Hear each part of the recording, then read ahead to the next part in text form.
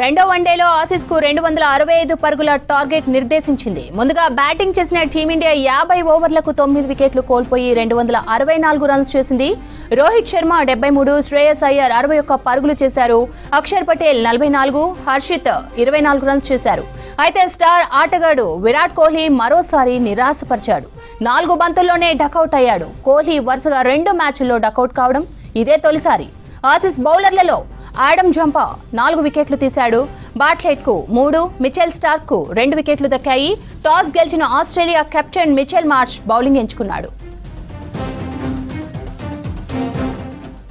దీనిపై మరిన్ని డీటెయిల్స్ తేజస్వి అందిస్తారు. తేజస్వి, ఆస్ట్రేలియాతో భారత సెకండ్ వన్డే అప్డేట్స్ ఏంటి?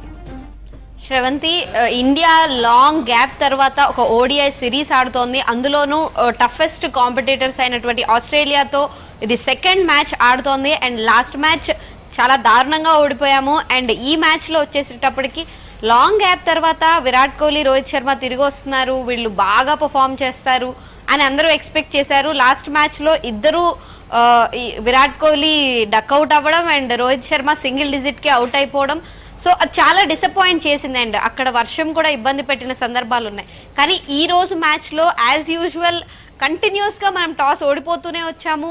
లాస్ట్ 8-9 మ్యాచెస్ ఏవైతే ఈవెన్ T20 టెస్ట్ మ్యాచెస్లో మనకి ఈ టాస్ ఓడిపోవడం అనేది ఒక పరంపరగా కంటిన్యూ అవుతోంది. అండ్ ఈ రోజు కూడా మన Indian captain Shubman Gill toss ఓడిపోవడం జరిగింది. అండ్ వాళ్ళు ఫస్ట్ ఫీల్డింగ్ చేయడానికి చూస్ చేసుకున్నారు.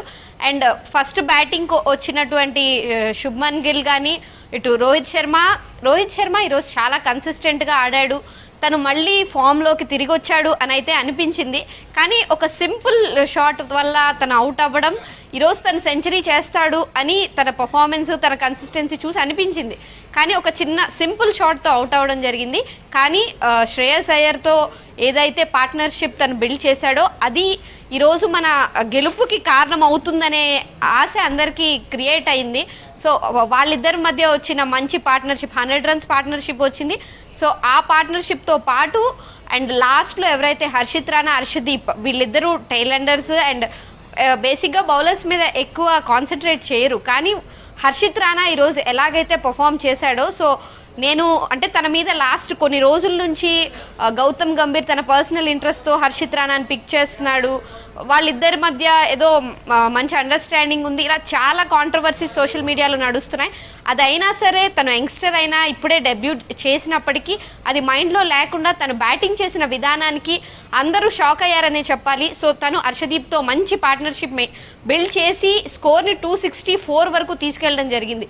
సో మన బ్యాటింగ్ మిడిల్ ఆర్డర్ కొంతవరకు ఫెయిల్ అయినా సరే ఓపెనర్స్ అండ్ టైల్ ఎండర్స్ మనల్ని ఈరోజు ఒక రకంగా గట్టెక్కించారనే చెప్పాలి. ఇదైతే ఒక మంచి ఫైటింగ్ స్కోర్ అనే చెప్పాలి. కానీ ఆస్ట్రేలియాలో చాలా చాలా స్ట్రాంగ్ బ్యాటింగ్ లైనప్ ఉంది. సో వాళ్ళు ఎలా పర్ఫామ్ చేస్తారు అనేది ఒక ఎత్తు అయితే, మన బౌలర్స్ ఎంతవరకు స్టార్టింగ్లోనే వికెట్స్ తీస్తారు అనేది ఒక ఎత్తు. సో ఫస్ట్ ఇన్నింగ్స్ అయితే అయిపోయింది. మరి ఈ ఇన్నింగ్స్లో మరి ఆస్ట్రేలియా ఎలా కంబ్యాక్ చేస్తుంది అనేది చూడాలి. కానీ ఈ మ్యాచ్ గెలవకపోతే ఇండియాకు మాత్రం ఇంకా ఈ సిరీస్ అలైవ్గా లేనట్టే, ఈ సిరీస్ ఆస్ట్రేలియాకి ఇచ్చేసినట్టే. సో స్ట్రాంగ్ కంబ్యాక్ చేయాలి. మన బౌలర్స్ మీదే మనం ప్రస్తుతానికి ఆధారపడి ఉన్నాం శ్రవంతి.